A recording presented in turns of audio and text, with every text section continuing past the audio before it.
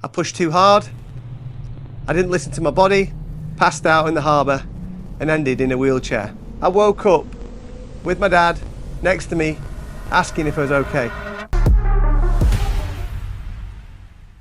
The Manchester Marathon was the first race and the first marathon I ever did. I didn't know anything about carbon shoes, they weren't invented.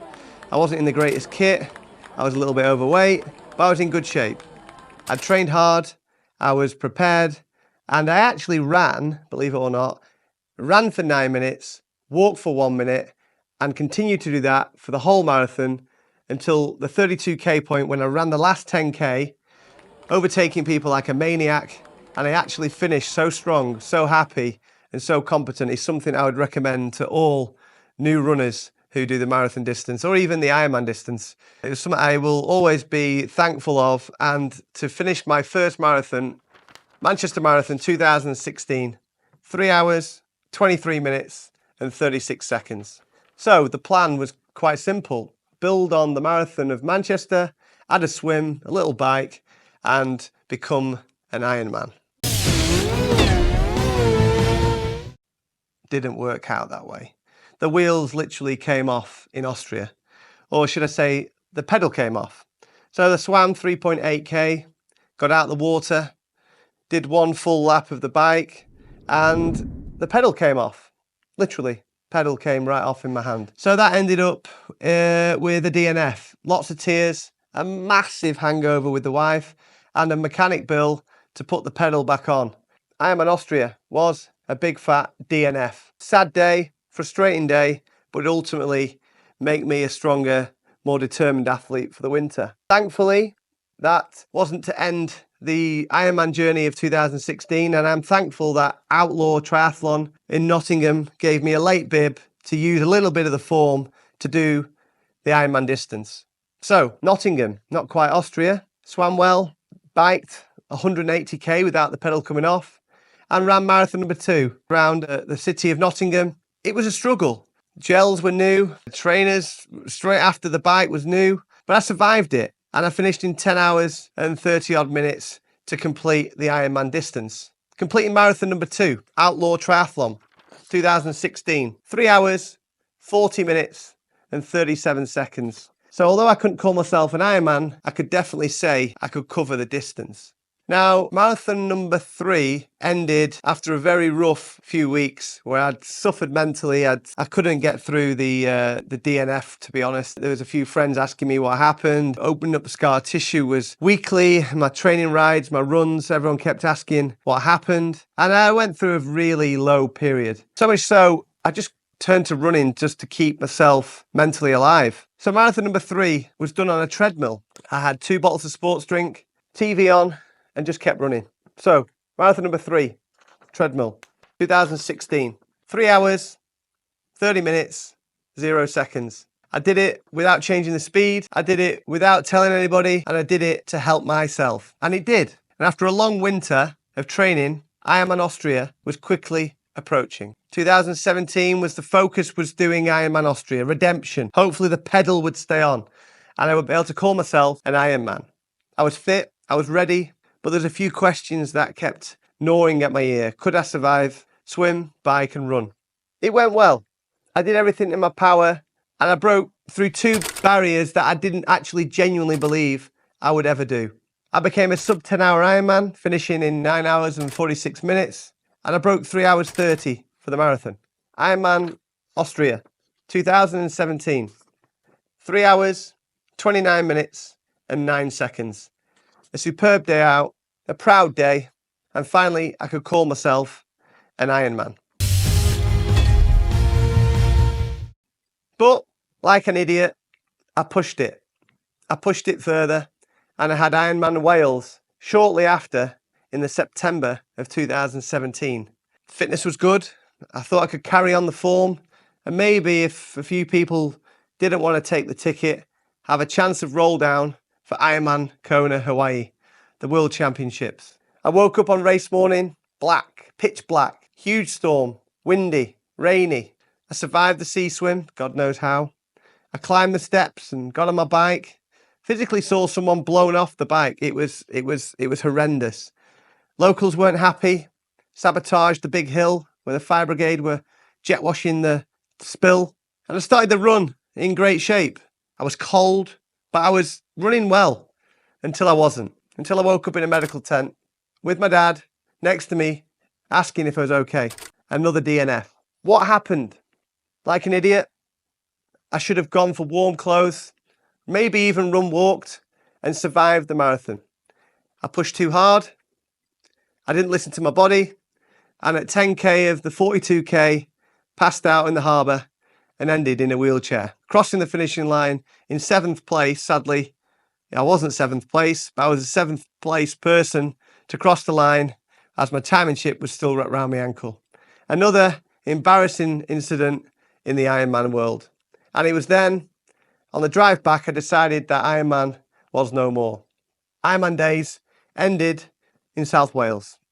The next big day was quitting drinking. I didn't have a problem with drink. I just celebrated hard and I commiserated as hard. So, big day, 13th of November, 2019. I quit drinking. A life-changing day and something to this day, probably the proudest achievement of my life. Next came 4 busy years where I got fat, I grew a family, the business grew to 10 fish and chip shops, we dealt with the global pandemic, energy crisis, cost of living crisis, and sadly I lost my way. But on the 1st of January 2023, weighing a massive 89 kilos, something clicked. The addict returned and it was time to get fit. 6 months later, I lost 17 kilos. I weighed 72 kilos, I was fit, I could see my ribs, and I was ready to get in great shape again. Running had saved my life. What should I do next? I thought about qualifying for UTMB. I thought about going back to marathons. I picked UTMB. So on the 1st of January 2024, I set off trying to qualify for UTMB. I was running the trails, I was climbing the hills, and I was enjoying it greatly. But I needed to go and cover the marathon distance just to test if I was going to be ready to do 102k. Manchester Marathon, I went back for. I was fitter than I've ever been. I quite fancied breaking my PB, but I hadn't met carbon shoes. I was dressed like a fool. I didn't do really any specific sessions, and I was very one-paced. I did take gels on, and I used the nutrition on course, but the reality was I had one pace, and the one pace, thankfully, got me through the race. Manchester Marathon 2024, 3 hours, 12 minutes and 53 seconds. A new PB, but it didn't end great. I crossed the finishing line and had 24 hours of bleeding from the wrong end. Couldn't walk, was bedridden, and really did ruin the weekend that I'd had planned with the wife to celebrate. But it was clear to me then that the UTMB dream was over, because 3 days later, I went to do a recce in the Snowdon Hills and can only describe the 7 hours as being the most soul-destroying 7 hours of my absolute life. The guide was brilliant, but it was then, again, I decided safety this time to pull out of the UTS, Ultra Trail Snowdonia. 102k around Mount Snowdon was going to be too much. I'm going to concentrate on the marathon, but I was going to do one more big race. Race to the King. Based on the south coast, 102k, a little bit of elevation, but a day out where I learned a lot about myself. 102k done in 12 hours and 10 minutes, and it was then I'd 100% confirmed that I would be concentrating on the marathon distance. It was quite a big day driving back, but I'd hired a new coach. A coach called Matt Rees, the Welsh runner, a 2-hour 24 marathon man who sacrificed his own race at London Marathon to help a guy over the line. I knew that he was going to be the guy that's going to help me. I just needed to listen to him. But after the first 4 weeks, I think he wanted to sack me. I didn't listen. I did everything in my power to frustrate him. And thankfully, his patience paid off. I relearned how to run to RPE. I learned on a bad day just to run easy. And on the sessions, they were the key things. Concentrating on the key days, the long run, the session, the medium long run, and being able to consistently, day after day after day, run. Matt is a very patient man and someone I owe an awful lot to. So when we turned up to Chester for marathon number 5, I felt in great shape. I felt ready to run, ready to race. But I also knew that I needed to stay disciplined. I raced with a 3-hour pace pack for 32k, where I then planned to roll off the front and finish the race as fast and as strong as physically possible. I didn't quite have the confidence at 32k to do that, and at 35k I just drifted off the front and allowed the pace to take me. I had a great race. I used Morton gels, I had my race drink, I had a pair of carbon shoes on, I had the Soar kit on. I looked good, I raced good, and I felt good. Marathon number 6, Chester, 2024. 2 hours, 57 minutes and 2 seconds. A PB and a sub 3 club. Finally, I was proud of a race. I finished strong. I'm a member of the sub 3 group, and I was able to drive home, party with the family, celebrate the day, and really enjoy being on the race, in control, training done, and celebrate a huge achievement. But there's more. Matt and I had planned a backup race in case Chester didn't go to plan, or a race where we could go all in. That race is lucky number 7, Valencia, 2024. Roll the dice. How fast can we go? Thank you for watching. Tune in next time to find out how Valencia did go. You do you, and thank you.